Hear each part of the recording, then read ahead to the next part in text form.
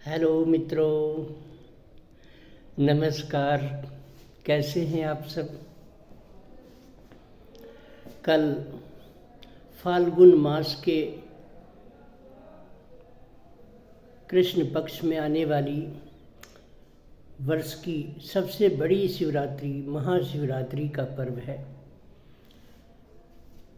महाशिवरात्रि का पर्व तब मनाया जाता है जब चतुर्दशी तिथि संपूर्ण रात चल रही हो। कुछ मान्यताओं के अनुसार ब्रह्मा जी के अंश से इस तिथि को भगवान शिव का प्रादुर्भाव हुआ था और कुछ मान्यताओं में इस दिन इनका शिव भगवान का विवाह हुआ था। तो आज मैं आपको कल आने वाले महाशिवरात्रि के पर्व पर पूजा के संबंध में कुछ आपको विशेष बातें बताता हूँ, जिससे आपके जीवन का कोई खास मकसद जो पूरा नहीं हो पा रहा हो, कोई कष्ट, कोई मनोकामना जो पूरी नहीं हो पा रही हो, संघर्ष है, किसी को कोई शारीरिक रोग या बीमारी की समस्या है, किसी के काम में रुकावट आ रही है, इन सब से कैसे मुक्ति पाई जाए, हम इसका उपाय आपको आज बताते हैं। देखिए, भगवान शिव को पूजा अर्चना करने का तो नित्य ही बड़ा महत्व है। नित्य पूजा करें, बहुत महत्व है। लेकिन ये महापर्व है जिस दिन विशेष पूजा की जाती है। अब क्या है कि कल सवेरे आप स्नान आदि से निवृत्त होकर शुद्ध वस्त्र धारण करें। श्वेत वस्त्र भगवान को बहुत प्रिय हैं। श्वेत वस्त्र धारण कर सकते हैं, परंतु सुहागिन महिलाएं हैं तो वो श्वेत वस्त्र धारण न करें। लेकिन हाँ, कोई और अपने सुहाग के हिसाब से वस्त्र पहन सकती हैं। पीला वस्त्र पहन सकती हैं, आसमानी पहन सकती हैं, रक्त वर्ण का वस्त्र पहन सकती हैं। पुरुष हैं तो श्वेत वस्त्र पहन सकते हैं, जो भगवान शिव को प्रिय है। सवेरे उठकर स्नान आदि से निवृत्त होकर शुद्ध वस्त्र धारण करके भगवान शिव के मंदिर जाएं, या घर में पार्वत शिवलिंग हों, नर्मदेश्वर शिवलिंग हों तो उन्हें उनका अभिषेक करें। गाय के दूध से अभिषेक करें, गंगा जल से अभिषेक करें, शुद्ध जल से इसने अभिषेक करें। शहद से, शर्करा से पंचामृत स्नान कराएं भगवान शिव को। फिर शुद्ध जल से उनका स्नान कराकर जलाभिषेक करके रुद्राष्टाध्यायी का पाठ कर सकते हैं, या रुद्राष्टाध्यायी के द्वितीय अध्याय का पाठ कर सकते हैं, या ओम नमः शिवाय का जप करते हुए अभिषेक कर सकते हैं।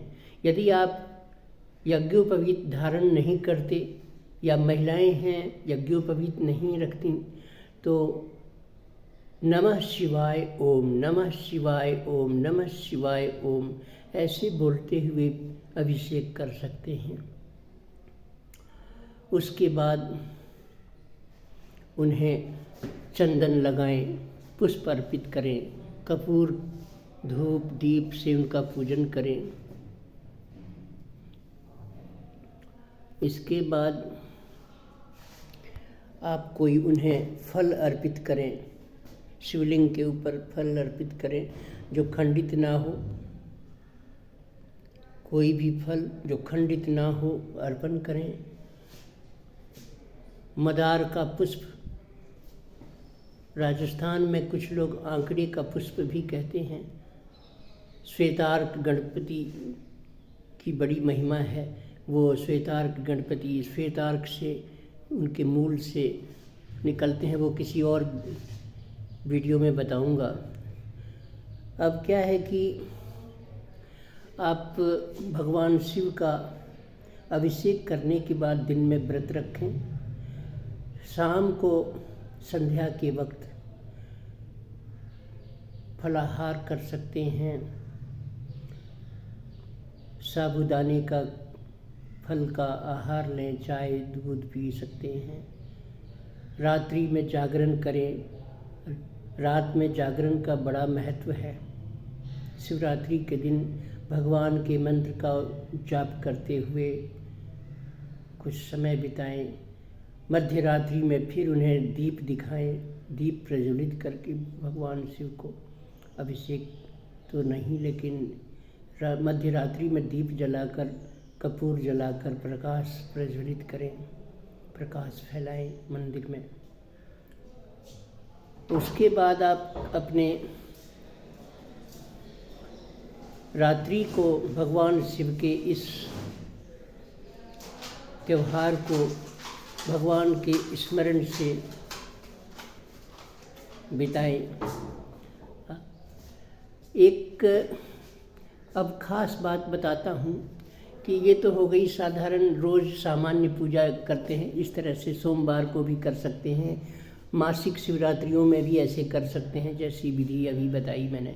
लेकिन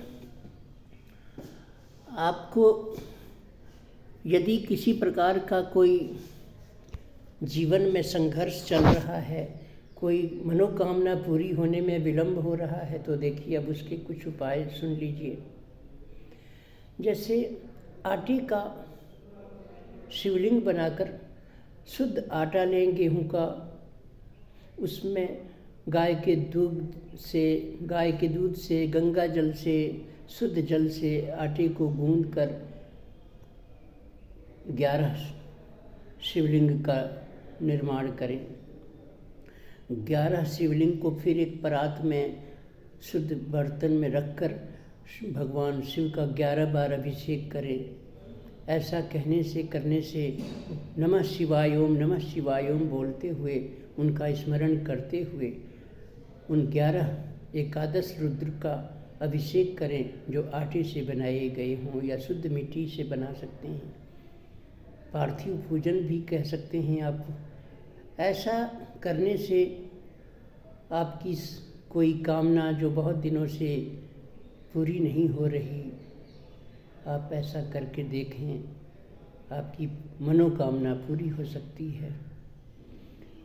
कोई शत्रु से परेशान है, शत्रु बाधा है, अनावश्यक इल्ज़ाम लग रहे हैं, आरोप लगते हैं, बेवजह कोई परेशान करता है, तो गाय के दूध से जमाई हुई दही से भगवान शिव का अभिषेक करें। भगवान शिव के इस खास तिथि में आप घी से भी अभिषेक कर सकते हैं, तेल से भी, सरसों के तेल से भी कर सकते हैं, तिली के तेल से भी कर सकते हैं। तो तेल, घी और दही से स्नान कराने से शत्रु बाधा चली जाती है, शत्रु शांत हो जाते हैं, शत्रु मित्र बन जाते हैं।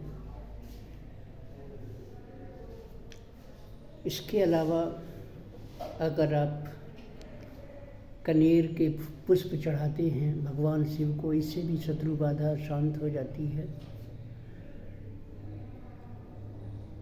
संतान का अभाव है, संतान की इच्छा पूरी नहीं हो रही, भगवान शिव का अभिषेक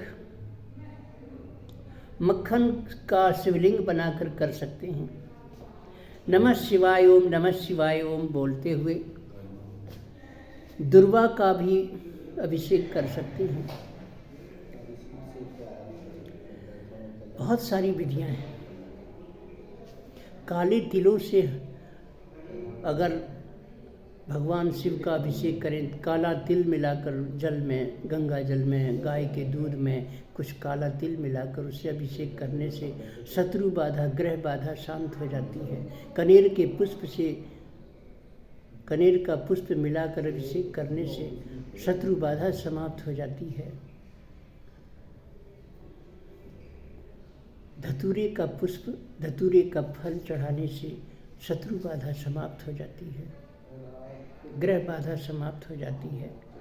कर्ज है, आर्थिक लोन है, लोगों के पैसे चुकाए नहीं, चुक रहे, तो फिर मसूर की दाल या मसूर को भगवान शिव के शिवलिंग पर अर्पण करें, कपूर जलाएं, उनसे अनुनय विनय करें। ऐसा महाशिवरात्रि के अलावा भी सोमवार को करते रहें। कुछ सोमवार तक ऐसा करते रहने से आप देखेंगे कि कर्ज की निवृत्ति हो रही है। कर्ज हमेशा मंगलवार को, कर्ज की किस्त चुकानी है तो मंगलवार को दें, मंगलवार को कर्ज चुकाने का प्रयास करें, शीघ्र चुकेगा। लेकिन मंगलवार को रुपया उधार न लें किसी से, रविवार को भी उधार न लें, अन्यथा वो कर्ज जल्दी नहीं चुकता। भगवान शिव पर कभी खंडित पुष्प, खंडित बेलपत्र, खंडित फल अर्पण न करें। उन पर चढ़ाए हुए फल का भी आप स्वयं प्रसाद स्वरूप नहीं ग्रहण करें।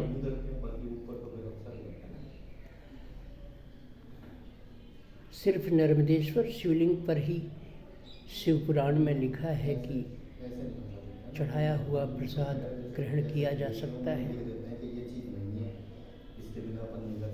अर्धरात्रि में भगवान शिव के मंदिर में प्रकाश करने से, दीपक जलाने से, कपूर जलाने से भगवान प्रसन्न हो जाते हैं। मध्य रात्रि होनी चाहिए। तो मैं चाहता हूँ कि कल आपकी जो भी समस्या हो, उस हिसाब से कल आप भगवान शिव से अनुनय विनय करते हुए अपनी मनोकामना बताते हुए उनका दिल से, हृदय से, प्रेम से, भक्ति से भाव विभोर होकर पूजन करें, व्रत रखें। अगले दिन अन्न का आहार करें।